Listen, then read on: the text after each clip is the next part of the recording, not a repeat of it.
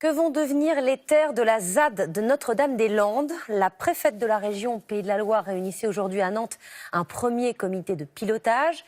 Les zadistes n'ayant pas été conviés, ils manifestaient dehors. Le gouvernement avait promis que les agriculteurs pourraient récupérer leurs parcelles, mais les zadistes estiment eux aussi avoir le droit de rester. Joséphine Devambé et David Frossard. Ces 1650 hectares de terrain sont propriété de l'État.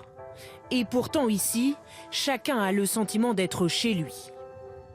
Les zadistes toujours installés ici le long de cette route et les agriculteurs expropriés qui ne sont jamais partis. Guy Lamis est maraîcher ici depuis plus de 40 ans. Il a reçu des indemnités de l'État pour s'établir ailleurs, mais ne s'est jamais résolu à partir. Aujourd'hui, il paie un loyer pour exploiter ses terres. Il aimerait en retrouver la pleine propriété. La ZAD commence derrière le plan d'eau et donc la parcelle qu'on voit ici, c'était une parcelle aussi qui m'a été expropriée. Et on a une quinzaine d'hectares qui se retrouvent sur l'autre côté et qui sont tout le temps cultivés. On attend que l'État se manifeste pour demander le droit de retour sur ces terres, quoi. Sur ce même bout de terrain, des zadistes se sont installés pour vivre.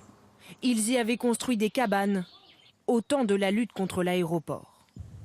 Mais pendant ces 10 dernières années, d'autres ont investi les fermes collectivement, cultivé les terres, élevé des animaux. Cela fait 5 ans que ce jeune Parisien s'est installé dans cette ferme à l'abandon. Aéroport ou pas, il n'est plus question de partir.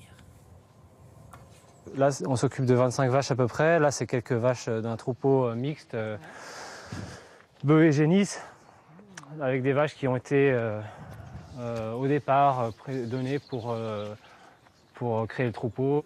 Malgré la menace de la préfecture de les expulser sous 15 jours, 300 zadistes sont toujours sur la zone et envisagent d'y rester.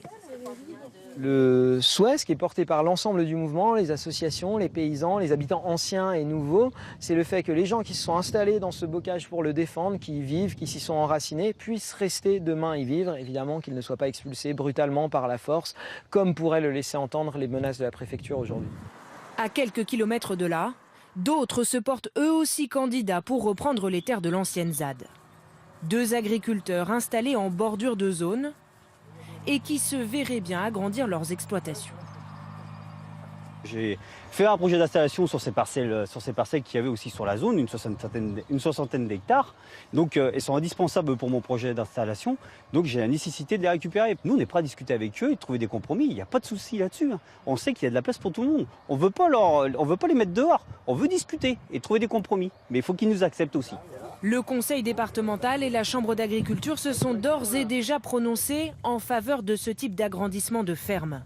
Mais la préfète se dit, elle, disposée à examiner des projets alternatifs.